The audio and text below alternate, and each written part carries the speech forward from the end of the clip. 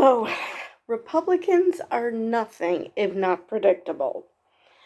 So now that they've discovered that mail-in voting might actually benefit them, mainly because their their demographic that they are going for are the very people who should probably be voting by mail. They now all of a sudden discovered that mail-in voting is great. And this whole last election, they were railing about how mail-in ballots are rife with fraud and how horrible they are and don't do it. And now they realize that they're actually hindering their own voters from voting because they've got them convinced how horrible mail-in ballot voting is. Now, and the thing is that Ainsley brought up a good point. Because of the budget cuts, which, by the way, was from Louis DeJoy, who was appointed by Trump to destroy the mail service, the mailing in your ballots is tricky, which is why you should do it as soon as possible. Or the way my dad has been doing it is that he drives and drops them off. Now, you might think that that's a contradiction. I mean, why not just go vote?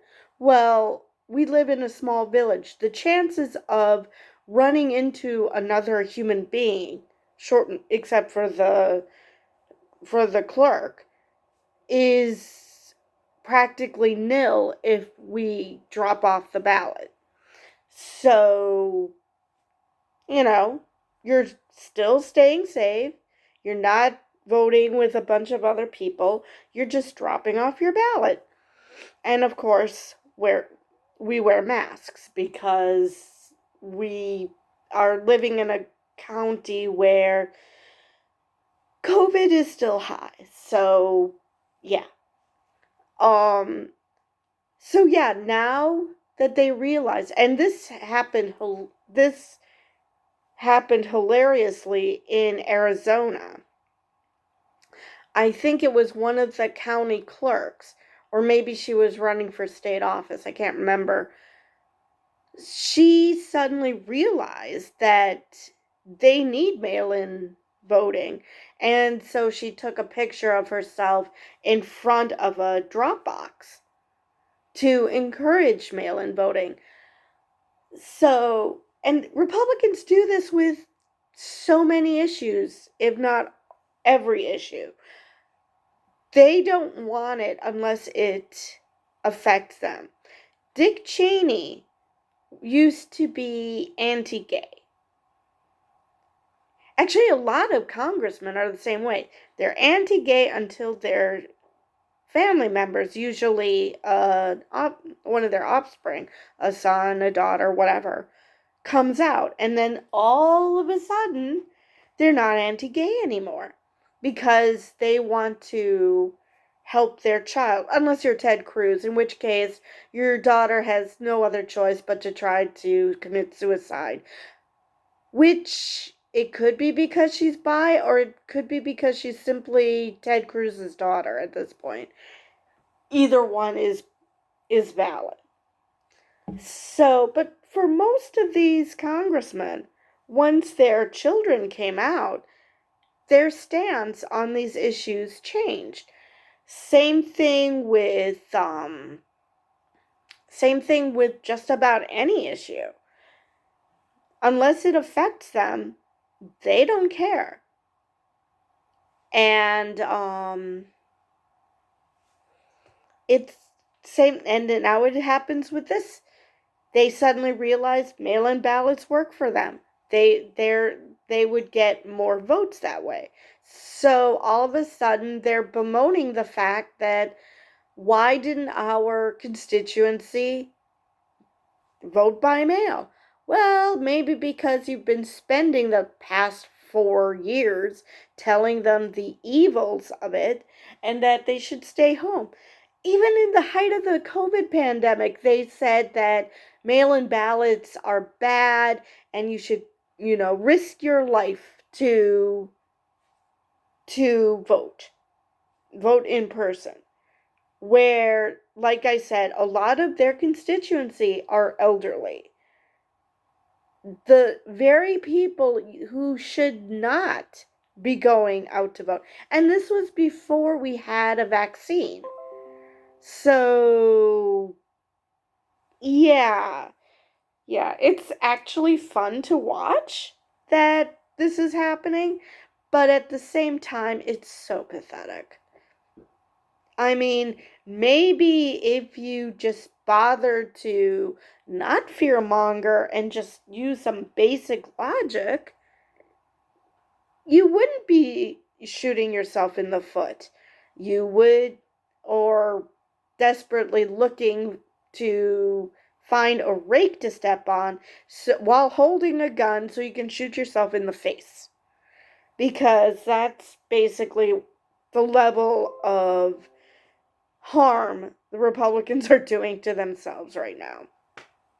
They desperately, desperately, desperately are, I don't know, it's like a tiny piece of them know that all they're good for is bitching about government. They don't actually want to solve these issues. So they're self-sabotaging themselves, or because I'm sure many of them do want power, but at the same time, they want none of the responsibilities that come with that power. So, in some ways, they're hoping that the American people save them from themselves. I mean, I really don't understand this logic of why you knowingly are putting your constituency in harm's way to go out to vote. Because, okay,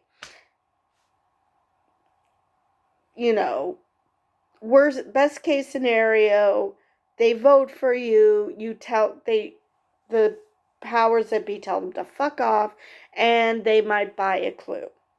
Maybe. Or they just get the power and nobody can stop them from doing whatever draconian thing they want to do.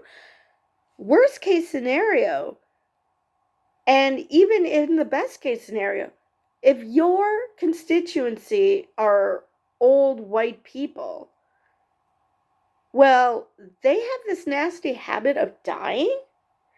So if your constituency is dying off and the younger generation, for the most part, because the majority did vote Democrat, Trump has not won. Even when he won in 2016, he didn't win the popular vote. So if your constituency continues to die off and there's very few people to replace them, if any, how is anything that you're doing helping your party survive? I mean, like I said, maybe they're hoping that they quickly get to power with the constituency they have so they can pass laws so they can make it easier to stay in power. So it's, if their constituency dies off, who cares? I mean, I don't understand why they would be against mail-in voting, especially if you just think for 1 second, how do service members overseas vote? Because that's all you have to do to have those house of cards fall down. You don't need to think really, really hard about this. Overseas service members do vote, and the only way they can vote is by mail. So you don't even have to deep dive into logic. That that right there should tell you that mail-in ballots are probably not as evil as you think. But it's just, I just don't understand why they even thought this was a good idea to begin with. Because all they were doing was hurting themselves, because the Democrats were like, yeah, we're going to vote by mail because we value our lives and we don't want to vote during a pandemic, or we're working that day, we can't get off because of whatever reason. There's plenty of good reasons why not to vote in person. That isn't necessarily, I cannot, that doesn't have to be pandemic related. I have former coworkers, one who's legally blind, actually two are legally blind, one became legally blind after having a stroke. And it's just, none of them drive, so it's easier for them to do a mail-in ballot.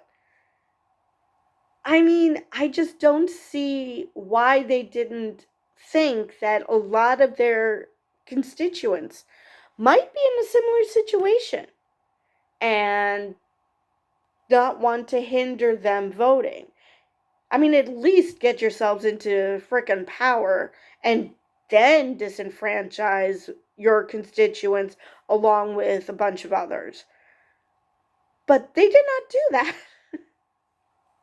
They're disenfranchising their own voters before they have power. I mean, it's just, I just don't understand this logic. Maybe that's why I'm not a Republican. I actually use logic. I mean, I know not all Republicans are like this. You know, Adam Kinzinger, I've followed his tweets. He's capable of logic. So is Liz Cheney. I just don't get how this logic is working on people.